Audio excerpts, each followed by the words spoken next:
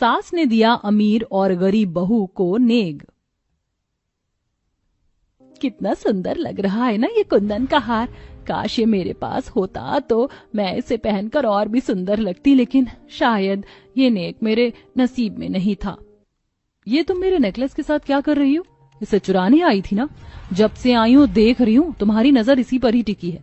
देखो मेरी चीजों से दूर रहो, समझी तुम? ना शक्ल ना सूरत, हाथ में ले लिया कुंदन का हार। नहीं दीदी, मैं आपकी नेक को चोरी करने का सोच भी नहीं सकती हूँ। बकवास बंद करो अपनी और निकलो मेरे कमरे से, चोर कहीं की। मुझे अच्छे से पता है तुम्हें अच्छा नेक नहीं दिया सासू माँ ने, इसीलिए तुम मेरे नेक को चुराना चाहती थी। ये कहकर लक्षिता उसका हाथ पकड़कर कमरे से निकाल देती है। आखिर क्यों वो महंगा हार गरीब से दिखने वाली फाल्गुनी के हाथ में था? क्या वो सच में चोरी करने आई थी? और सास ने गरीब बहू को कैसा नेक दिया था? जानने के लिए कहानी में कुछ समय पीछे चलते हैं, जहां संगीता की दो बहू लक्षिता और फाल्गुनी घर में एक साथ गृह प्रवेश करती हैं। एक तरफ लक्षिता दहेज में ढेर सारा इलेक्ट्रॉनिक फर्नीचर का सामान लेकर आती है, वहीं दूसरी तरफ फाल्गुनी के पास कोई सामान नहीं होता सिवाय उसके बैग के। और संगीता अमीर बहू पर ज्यादा फूल गिराकर गृह प्रवेश करती है और गरीब बहू पर एक दो फूल बरसाकर।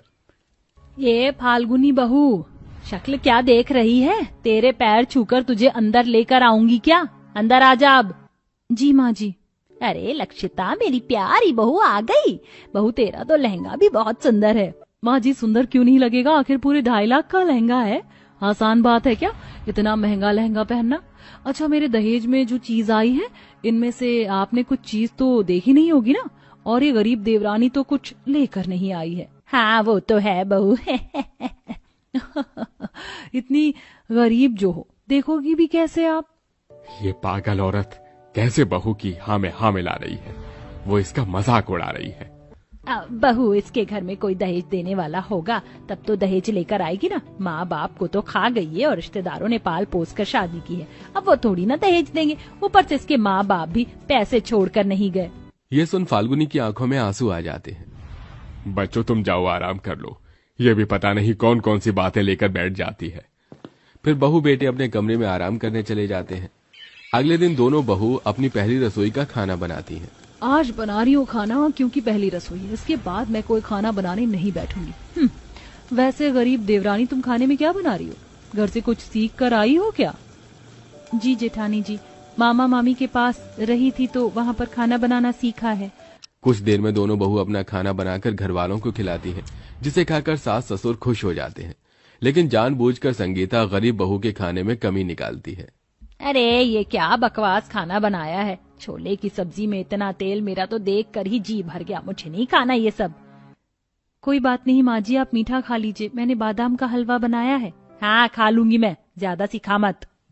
माँ एकदम बढ़िया छोले बने हैं और बादाम का हलवा भी अच्छा है। खाओ खाओ, आप सब खाओ।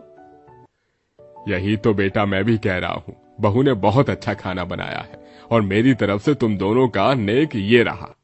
वाह पापा जी, ये चांदी की पायल बहुत अच्छी है। लेकिन मुझे ये चांदी की पायल बिल्कुल पसंद नहीं है। मेरा भी कोई स्टैंडर्ड है पापा जी, मैं ये सब चीज थोड़ी ना पहनूंगी पुराने जमाने की। लेकिन आपने मुझे नेक दिया है तो मैं रख ही लेती हूँ। कोई बात नहीं बहू, तू मेरे पास आ, मैंने तेरे लिए बहुत अच्छा नेक लेकर रखा है, जिसे देख तेरा दिल गार्डन गार्डन हो जाएगा। सच माँ जी? तभी संगीता अपनी अमीर बहू को हीरे कुंदन का हार देती है और सोने का सिक्का। कैसा लगा बहू? वाओ माँ जी, ये बहुत सुंदर है। ये नेक मुझे बहुत ज्यादा पसंद आया। अच्छी बात है, बड़ी बहू को तुम्हारा नेक पसंद आया, छोटी बहू को भी नेक दे दो। इस गरीब बहू को भी देना पड़ेगा क्या? दहेज में तो कुछ लेकर नहीं आई, उल्टा लुटा दो इसको नेक देकर। यही सही है। इधर आ, पकड़ अपना चांदी का सिक्का और 101 रुपए का शगुन। यही बहुत है तेरे लिए नेक में, क्योंकि तेरे से इतनी कीमती हार संभाले थोड़ी जाएंगे। माँ जी, ये नेक तो आपका आशीर्वाद है, जिसे मैं हमेशा अपने पास रखूंगी। मुझे और कुछ भी नहीं चाहिए। आप मुझे 1 रुपए का शगुन भी देती, मेरे लिए वही बहुत होता। देखा बहू के विचार कितने अच्छे हैं, कितनी सादी है, उतनी ही सादगी भरी है। अरे आप तो चुप रहो, उसको कम नेक दिया है, महान बनकर तो दिखाएगी ही। या पापा जी, मम्मी जी इज राइट। घर के बाकी लोग भी दोनों को पहली रसोई का नेक दे देते हैं। लक्षिता अपने नेक के हार को कमरे में यूं ही रख देती है, जिससे हार जमीन पर गिर जाता है और फोन आने पर सहेली से बात करते करते कमरे से बाहर चली जाती है। इस वक्त गरीब देवरानी जेठानी के कमरे से गुजरती है तो उसके नेक को हाथ में ले लेती है। कितना सुंदर हार है ये। दीदी ने इस नेक को ऐसे ही गिरा दिया, मैं अंदर रख देती हूँ, बहुत कीमती जो है। फाल्गुनी उस नेक को अंदर रख ही रही होती है, उसी वक्त अमीर जेठानी आकर देख लेती है और अपने नेक को उसके हाथ से छीन कर भला बुरा कहने लगती है। मुझे पता है माँ जी ने तुम्हें अच्छा नेक नहीं दिया, इसलिए तुम मेरा नेक चोरी करने के लिए आई थी। चली जाओ यहाँ से, गरीब चोटन कहीं की। नहीं दीदी, आप मुझे गलत समझ रही, मैं तो सिर्फ रखने आई थी। अपने बहाने अपने पास रखो, समझी, वरना घर में शोर करके सबको बता दूंगी कि तुम मेरे नेक के हार को चोरी करने वाली थी। फाल्गुनी रोते हुए वहां से चली जाती है और लक्षिता सास को गरीब बहू के खिलाफ भड़का देती है। ऐसे ही दिन गुजरते हैं। संगीता और लक्षिता उसके साथ बहुत टॉर्चर करते हैं।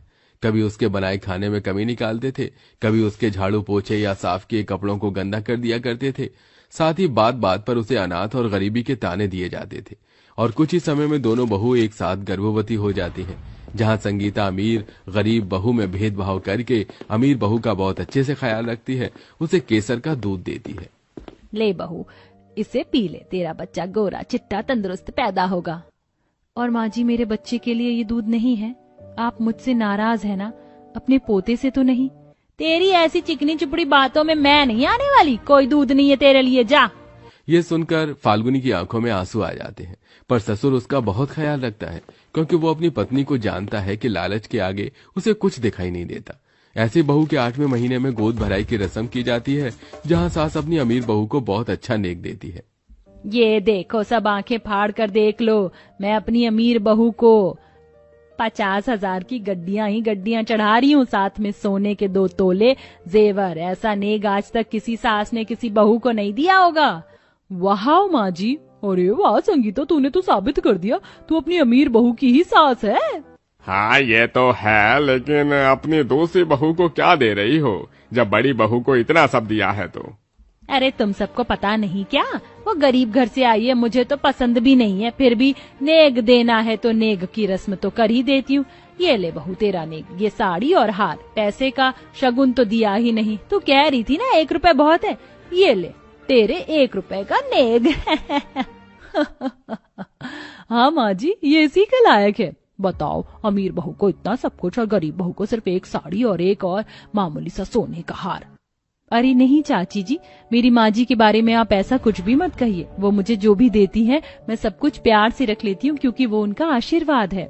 छोटी बहू की बात से लगता है कि उसे इन सब चीज का मोह ही नहीं है। मुझे प्यास लग रही है, मैं आती हूँ। एक तरफ संगीता पानी पीने जाती है, दूसरी तरफ लक्षिता भी अपने नेक के पैसों को रखने जाती है, पर उससे पहले सास उसके कमरे में खुली अलमारी को देख बंद करती है। ये बड़ी बहू भी ना, अगर कुछ सामान चोरी हो जाए तो अच्छा हुआ, मैंने अलमारी बंद कर दी। माँ जी, आप मेरी अलमारी से क्या निकालने की कोशिश कर रही थी? और यहाँ पर मेरा कुंदन का हार था जो आपने मुझे दिया था, कहाँ है वो? चोरी कर लिया ना आपने? बताइए कहाँ चला गया? अभी तो यहीं रखा था। बहू तो कुछ भी बोल रही है, मैं क्यों लूंगी? क्या पता आपने दिखावा करके नेक में दिया हो और अब आप वापस लेना चाहती हो। वैसे भी आप एक नंबर की लालची किस्म की हो। ये तो मेरे दहेज आने के टाइम पर ही देख लिया था मैंने। उसी वक्त कमरे में छोटी बहू और राजेश अरविंद आ जाते हैं। दीदी, जैसे आपने मुझे गलत समझा था, ऐसे माँ जी को गलत समझ रही हैं आप। बोलने से पहले कुछ भी नहीं सोचती। माँ जी भला क्यों चोरी करेंगी? तुम चुप रहो, तुमसे किसी ने पूछा? चोरनी नंबर 2। Lakshita, behave yourself. कभी तुम फाल्गुनी को कुछ कह रही हो और अब तुम माँ को बोल रही हो। तुम्हारे गहने मैंने अंदर रख दिए थे जो तुम यूं खुले में छोड़कर चली गई थी। वो तो अच्छा हुआ किसी रिश्तेदार ने नहीं देखा, मैंने देखा। सुन लिया ना बहू तूने, मेरी ही गलती है। मैं जिस बहू को आज तक सर पर चढ़ा रही थी उसने ही मेरे साथ ऐसा कर दिया। और जिसकी मैं शक्ल देखना भी नहीं पसंद करती थी वो मुझ पर भरोसा कर रही थी। छोटी बहू मुझे माफ कर दे। आज तक मैंने तुझे और तेरे माँ बाप के बारे में बहुत बोला है, पर आज तुझे गोद भराई की रस्म में मैं दोबारा नेक दूंगी और सबसे अच्छा नेक दूंगी। माँ जी, आपने इतना कह दिया, मेरे लिए यही बहुत है। नहीं बहू, तू आज मुझे करने दे, तेरे लिए मैंने कुछ नहीं किया। ये कहकर सास गरीब बहू को सबके सामने 9 लाख का पुश्तैनी हार देती है और लाख रुपए की गड्डी से नजर उतारकर किन्नरों को बांट देती है। इससे गरीब बहू को अच्छा नेक के साथ ससुराल में मान सम्मान मिल जाता है और बड़ी बहू को भी अपनी गलती का एहसास होता है, जिसके बाद वो सब खुशी खुशी रहने लगते हैं। तुम कहना क्या चाहती हो? क्या मैं कोई काम नहीं करती हूँ? ठंड में कपड़े धोना बर्तन धोने जितना आसान काम थोड़ी ना है। तुम तो 2 दिन में एक बार कपड़े धोती हो, लेकिन मैं तो तीनों वक्त ढेर सारे बर्तन धोती हूँ। ठंड में बैठकर ठंडी हवाओं के बीच ठंडे पानी में ढेर सारे कपड़े धोना बर्तन धोने से तो कहीं ज्यादा मुश्किल है। तुम्हारी तरह नहीं कि रसोई में हीटर लगाकर बर्तन धो। दोनों देवरानी जेठानी एक दूसरे से लड़कर मुंह बनाकर बैठ जाती हैं। आखिरकार क्यों इन दोनों में ठंड में बर्तन और कपड़े धोने को लेकर इस तरह बहस छिड़ रही थी, तो आइए कहानी में जानते हैं। मेरे ससुराल में तो 8-9 लोग ही हैं, लेकिन फिर भी पहली रसोई के लिए कितनी घबराहट हो रही है। भगवान जी, बस मेरा खाना सभी को पसंद आ जाए। अलका पहली रसोई की तैयारी कर ही रही होती है कि तभी रसोई में कनिका आती है। अरे जेठानी जी, आप यहाँ, कुछ चाहिए क्या? आज तुम्हारी पहली रसोई की रस्म है ना, इसलिए मैं तुम्हारी मदद करने के लिए आई हूँ। दोनों देवरानी जेठानी मिलकर पहली रसोई की तैयारी करने लगती। अलका 8-9 लोगों के हिसाब से आटा लेकर गूंथने लगती है, जिसे देख कनिका कहती है, अलका, तुमने इतना कम आटा लिया है, एक काम करो, वहाँ पर बड़ी परात रखी है, उसमें भरकर आटा लेकर गूंथ लो। भाभी, मैंने तो 10 लोगों के हिसाब से ही आटा लिया है, इतनी बड़ी परात में तो काफी सारा आटा गुनेगा। अलका, अभी हमारे घर में बहुत सारे लोग आने वाले हैं, अभी तुम देखती जाओ, ये आटा भी तुम्हें कम लगेगा। अपनी जेठानी के कहने पर अलका ढेर सारा आटा गूंथ लेती है। वहीं दूसरी तरफ, अरे भाभी, आपने तो पूरे 10-15 किलो सब्जियां काट दी। आप क्या हफ्ते भर की सब्जी एक बार में काट कर रख लेती हैं? अभी तुम देखती जाओ कि कितना सारा खाना बनने वाला है, ये तो बस शुरुआत है।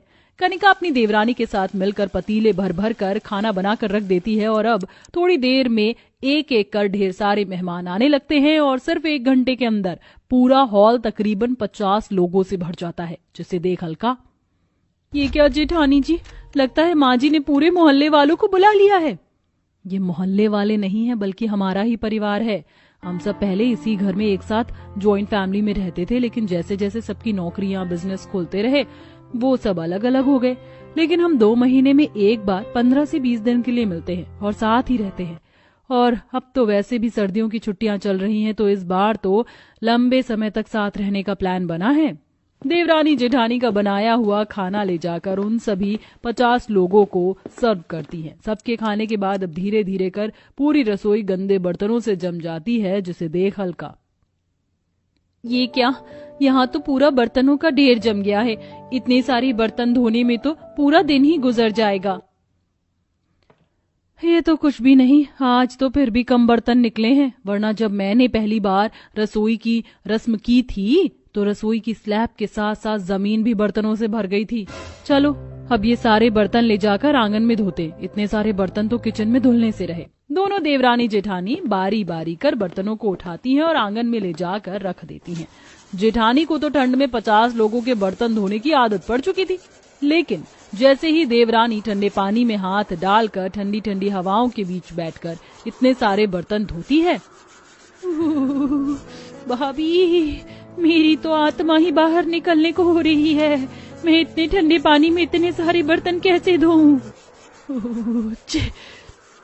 तुम्हें तो बस ठंड लग रही है, मुझे तो जुकाम भी हो गया है।